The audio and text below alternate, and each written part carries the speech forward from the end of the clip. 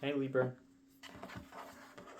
So I was visualizing an attempt to connect with your energies while I was shuffling your cards, and I got some interesting little images, so take them as you will. Hopefully I'll be able to integrate them into the reading or maybe even come to some realization about them. But first thing I saw was a crown, and I saw an hourglass.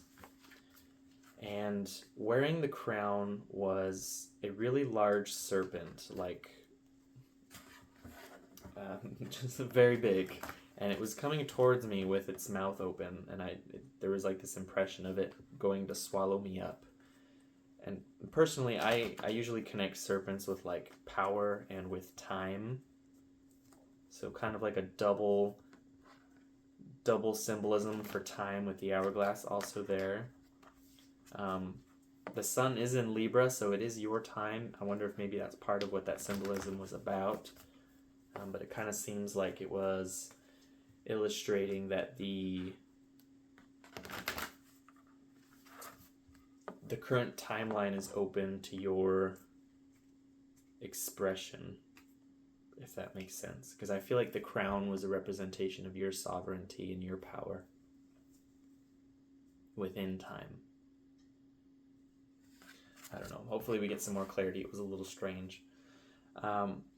So, first card is going to be representing you. And we actually have the Two of Cups. And I can actually see this as a pretty almost poetic representation of Libra being able to weigh out the perspectives of other people, of more than one frame of reference, not only the individual on your end, but also on the partner's end, being able to kind of determine how the different approaches can fit together without overpowering one another or establishing authority over the other. You know, you like to be very balanced in your endeavors. And actually that does connect to like another image that did come to mind as I was shuffling your cards, which was the image of a sphinx. Kind of like how it's portrayed on the Chariot card in the Rider-Waite deck, like that sort of representation. And specifically what I was focusing on when I saw the image was the symmetry of like the headdress and the body and like the shape of the face. But the face itself was like wonky. Like there was like one eye down here, another eye up here. The mouth was like sideways. The nose was twisted up and weird.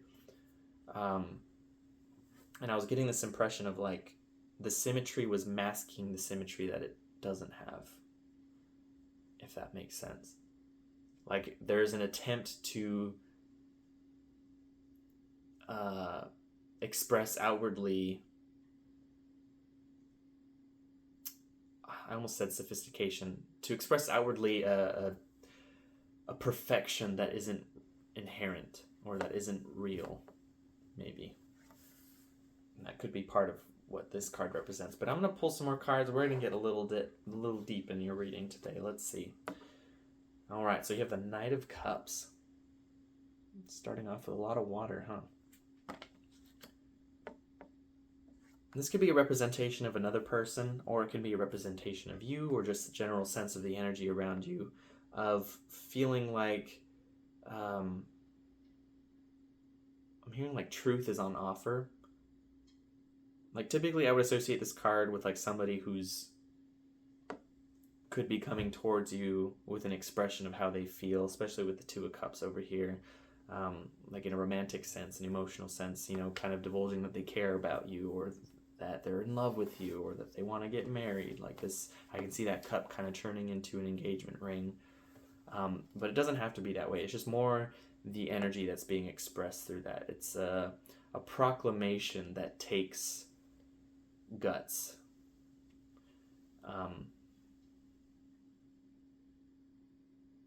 Usually, like it doesn't always have to take guts. Like it could be just comfortable for this person or for this energy to be expressed without impediment, without mental blockages. And we don't have any air on the spread yet, so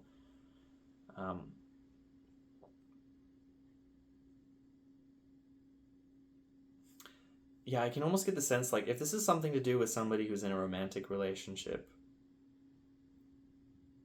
I feel like this is moving into the next step. Like coming together in partnership, as we see in the Two of Cups here, but it's like this Knight of Cups is like trying to take it into a new path of development,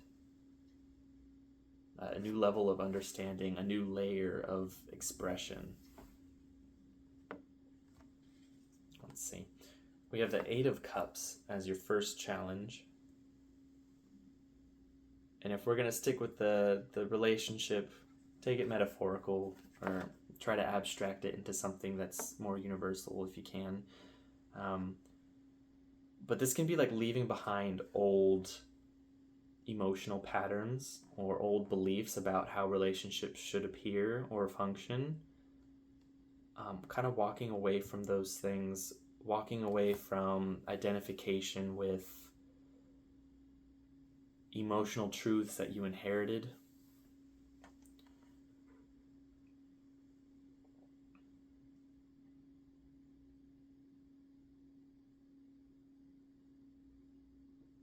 Could even be that this could be an inclination, like if you're being approached with the offer to take a relationship to a new level, or being approached by somebody who is kind of expressing their feelings, this can be an inclination to kind of want to run away from that. Could be why it's also in the challenging position, because it's like you've said your truth and now I'm being presented with a choice. Like, do I stay here and honor this truth and maybe divulge my own, or do I run away? Like, do I go hide because this is kind of new and scary, or maybe it's reactivating old wounds.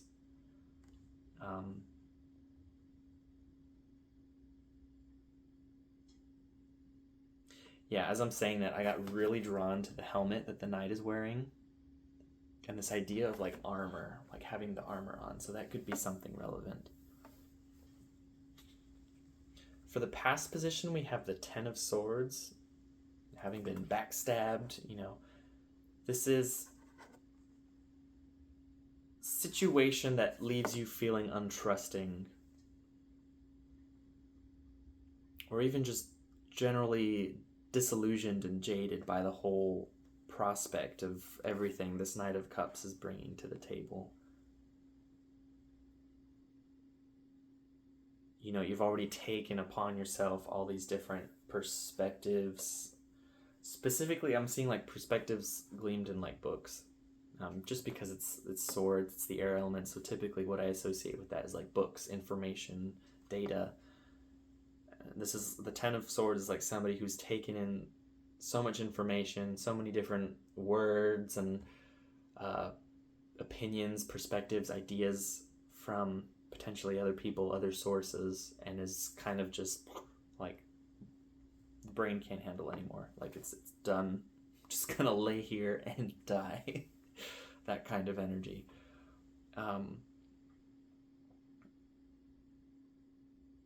So this is a past experience, and it's informing whatever this new situation is with this Knight of Cups. And I almost wonder if it's you that's approaching somebody with a proclamation of how you're feeling, and part of you is wondering if it's even worth doing that because of whatever this Ten of Swords represented for you in the past. And so this Eight of Cups is presenting you with, should I even move forward with this, or should I just kind of sit back and let this go? Like, is it worth this? Is it worth the disappointment if it doesn't work out? Because clearly the Ten of Swords has affirmed for you in some way that it doesn't work out. For the future card, we have the Queen of Swords. And because of how it's positioned, the Knight of Cups is going to be approaching this Queen of Swords. But she's looking in a completely different direction. She's got her sights set elsewhere.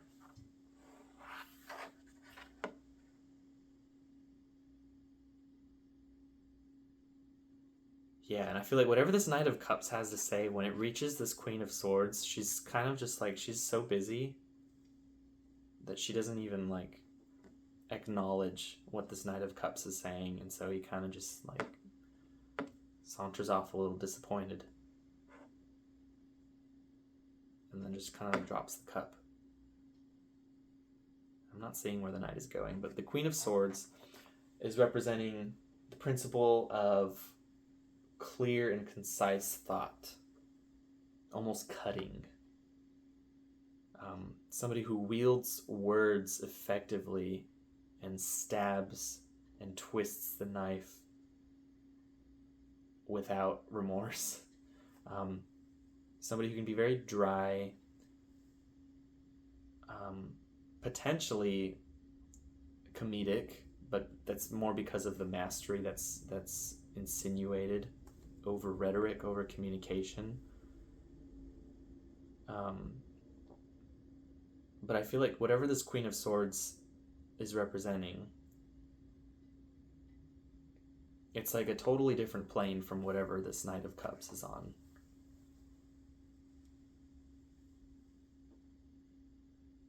Like they're not seeing eye to eye. They're not on the same page about things. You know, water and air is just makes waves. It's an odd combination for partnership. Not to say that it can't work, but I think there needs to be extra effort in harmonizing these different perspectives in order to potentially make this work.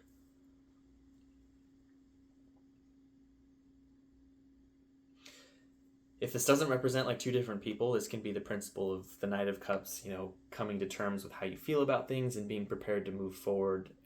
And then the Queen of Swords being like the outward, like spoken expression of those feelings. And like, this is my truth and this is how I feel about it. And you're going to be clear and concise about it. So it doesn't have to represent like a Knight of Cups being rejected by a Queen of Swords sort of situation. But it is an interesting little visual illustration that's taking shape here. So for our next card, we have the Three of Swords. And this is the middle decan of your own sign, Libra. People usually associate this with the heartbreak card. So I mean, if we're going to go back to that image of the Knight of Cups approaching this Queen of Swords and kind of being dismissed, not because she doesn't care, but because she's focused on other things.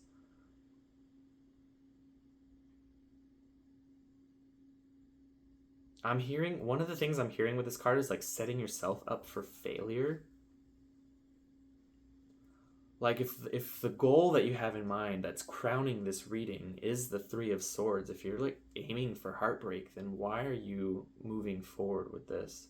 Like if you already have that end goal, that end outcome in your mind, and you're still moving towards it, you're gonna manifest that, or you're just asking for it to happen. You know, even if it's something that you don't want, if you're so focused on this Three of Swords reality, that's what your reality is going to take shape around or as. But it could also just be like a representation or a call to be very careful about how you word your feelings, about how you give expression to your heart. Like if you're actually approaching this Queen of Swords, or if somebody is approaching you, you're the Queen of Swords and this Knight of Cups is somebody else, like there needs to be tact and careful communication about it. Because that's what the Queen of Swords likes. She likes thoughtful, logical conclusions. And if this Knight of Cups doesn't shape the expression of his feelings in a way that meets those criteria. What is meets those criteria? The Queen of Swords isn't going to be able to understand what he's saying. It's going to be like they're speaking different languages, and then she's just going to be like, okay, whatever, just go over there. I have other things I'm worried about.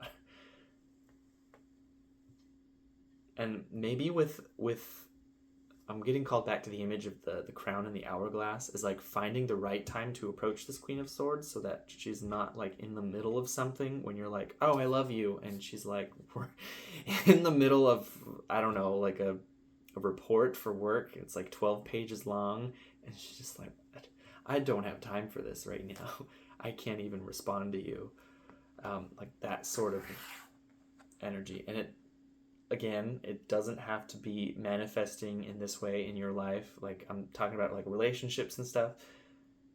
Try to reduce the images that I'm conveying to the fundamentals, because that's the way that you glean information. Even when I do my own personal readings for myself, I'll like tell a story even if it doesn't like immediately match up with my outward experience of things. And as I'm telling the story, it sort of breaks down into pieces that I'm like, oh, that makes perfect sense. So maybe try to do that. I the way I speak is it can be a little strange sometimes. So I'm sorry if I'm giving you a little bit of a chore with that. At the base of the reading, we have the Ace of Cups. And this is the energy that's kind of propelling this momentum forward. This Ace of Cups is like the ultimate fulfillment. This is finding the source of emotional contentment and love and even vision, dream, hopes.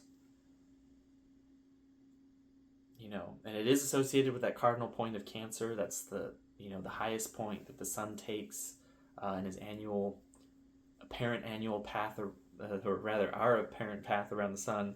But this is like the sign that Jupiter is exalted in, and it's because it's that high point. It's the overseeing point. It's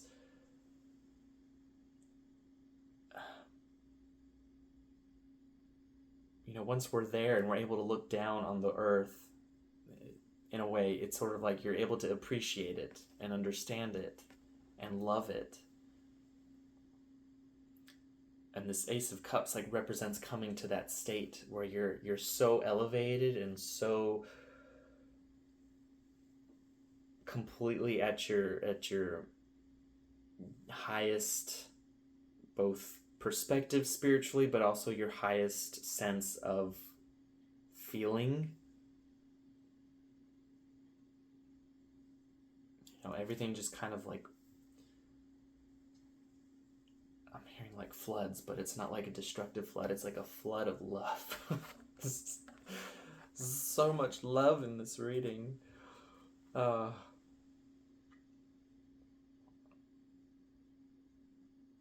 Such strange imagery. Oh my gosh. Okay, more and more love with this 10 of Cups right here.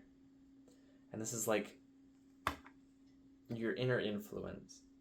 This could be like the visions that you're holding on to, these ideals, these hopes for ultimate fulfillment, for,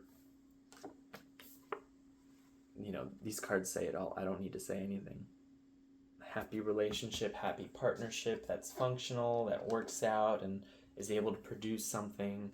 They got the kids in the back. It can be like producing children, have a family, that sort of thing. But it could also be like if it's professional. I'm having a hard time fitting this into professional. Well, maybe not. Like your love and your passion for things aligns in such a way that you're able to produce the labors of your love. For lack of a better way for me to put it. But yeah, these are the inner influences. These are the things that are kind of goading you on, that are informing this Knight of Cups and every step that he takes towards this Queen of Swords. Whether that's another person or whether that's just the declaration of his truth and his feelings. And his need for, or rather his want for being in partnership. Because, when the two come together, they make the three, which is potentially another expression of what this Three of Swords is representing. This union, the unity of these two principles producing the labor of love, the children in the background,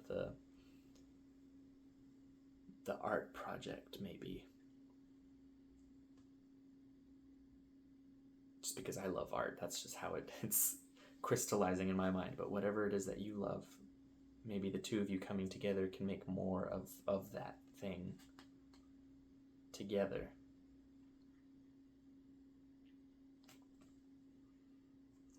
For your outer influences, we have the 10 of Wands.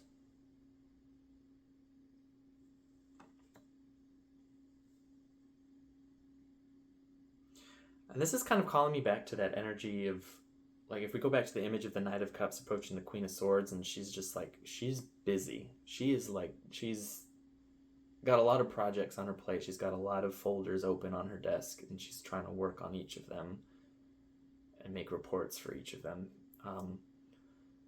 It's like this energy of being very encumbered, very overwhelmed with responsibilities and with projects, with, the workload is heavy, that sort of thing. It could be that maybe you're in the midst of that yourself, or it could be the people around you. But it's like this upwelling of emotion is happening in the midst of that. And I think you're trying to move things towards a conclusion that integrates both, or that allows both to harmonize in a way. I feel like there's very much like this idea, this emphasis on harmonizing two principles. So like this emotional reality with this outer, will-driven, will-dependent work environment.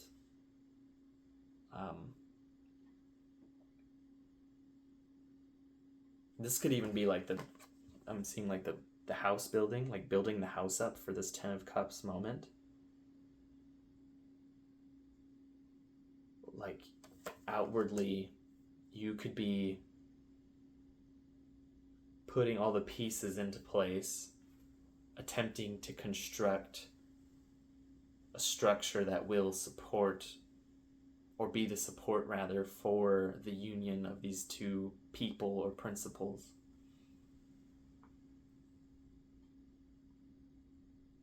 And within the structure that you build with this 10 of Wands, this 10 of Cups is able to freely manifest. So for your hopes and fears, we have the 5 of Wands.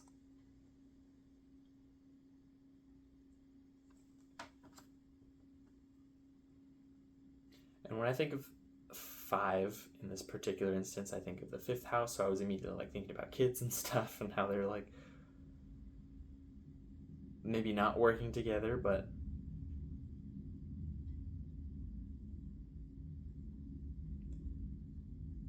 yeah, there's this idea of trying to get different people to work together towards something.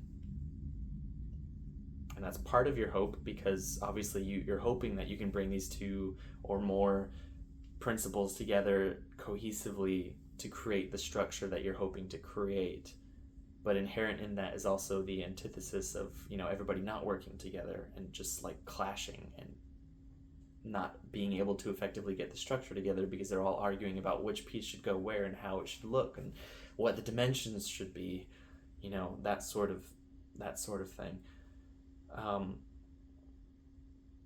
Interesting. I'm being called to look at this particular character back here, and he's looking in this direction, and where he is in the spread, he's looking at the Queen of Swords, and you can see she is delegating this direction. She is communicating. So I think in order to avoid the conflict insinuated by this card, it's like you need to be clear and defined with your expectations, with your end goal. Make sure that you have it clearly defined for yourself so that you're able to articulate it to the people around you.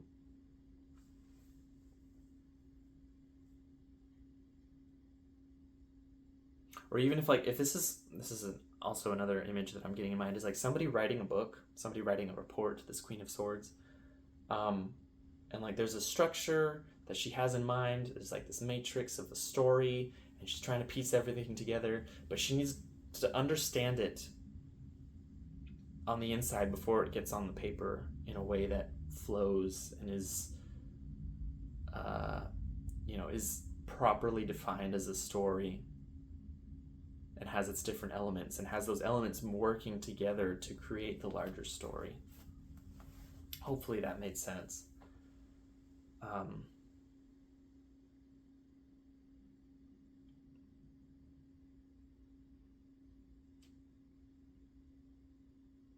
But yeah, I feel like if there are multiple people that you're trying to get to work together, there is somebody that's listening to what you have to say. And I feel like if you say it effectively, you're able to get not only this person, but get this person to get everyone else in line. Like everyone can work together as long as you're able to have a game plan.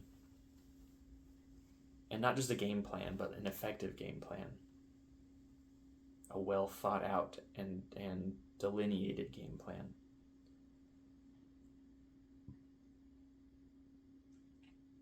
Which I think was kind of part of what the message I was telling you earlier with this Three of Swords. Different wording, but I think further confirmation of that need. All right, and so for the potential outcome, we have the Death card. And I actually see this as a positive. Oh my goodness, there we go.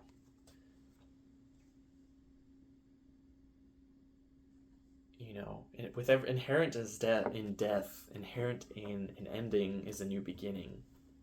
Death is like the clearing away of the old so that the new can take its place.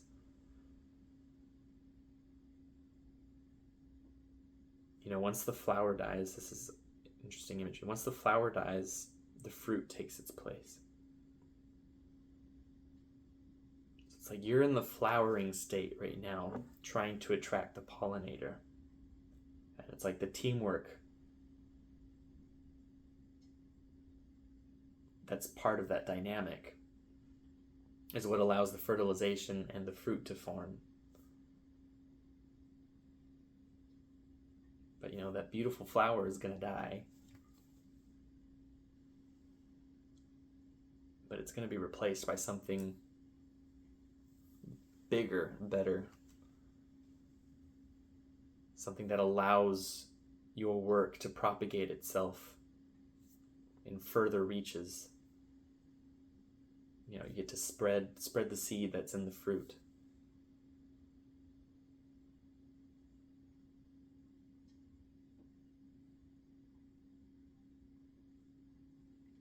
This is really interesting and unrelated phrase, but I'm hearing like assume your income. Maybe that's not the phrase I'm hearing. Because what I'm seeing is like the Queen of Swords like taking her place on the throne and then like a network like spreading out from her. And I was hearing assume your income or something like that. Assume your... maybe just like assumption, like assuming your place on the throne.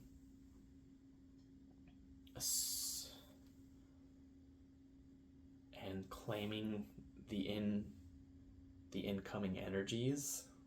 Or literally assume your income, like money.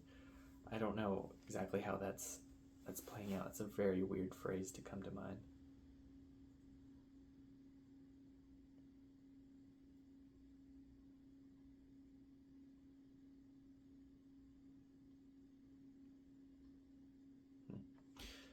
But yeah, however this is playing out, I feel like if you have death as the potential outcome, I won't say inevitable, because everything is dependent upon your choices, but if that's where the momentum is leading, it's leading towards that death card. That's a good sign, because that's how things are going to be able to move forward and change and take shape into what it is that you're trying to manifest. Like, change is good. Change is how we crystallize our wills on the world. We wouldn't be able to do that if we weren't changing things, right? That means we're taking an active part in our reality, and reality is meeting us halfway and changing its form, changing its shape to meet our expectations of it, but expectations isn't quite the right word.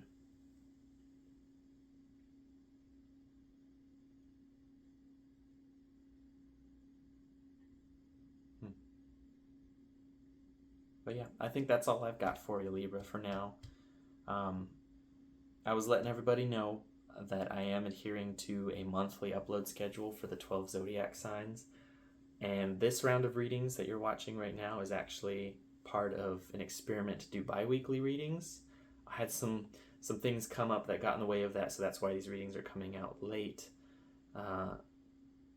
But I do want to keep the option open for me to do bi-weekly readings in the future as long as I can manage them with my schedule. At the very least, the monthly readings are going to be a thing. So yeah, feel free to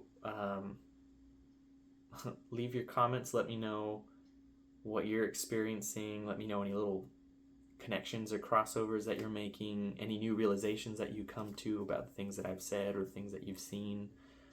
Because I do love reading about them. It's kind of fun to come to new realizations with some of your comments and be like, oh, I didn't quite see that, but now that you say that, it makes perfect sense. So yeah, wishing you all the best. I'm actually feeling pretty good about whatever you're working towards. I love this card. It's my favorite card in the whole deck. It's a good card. But yeah, take care, Libra.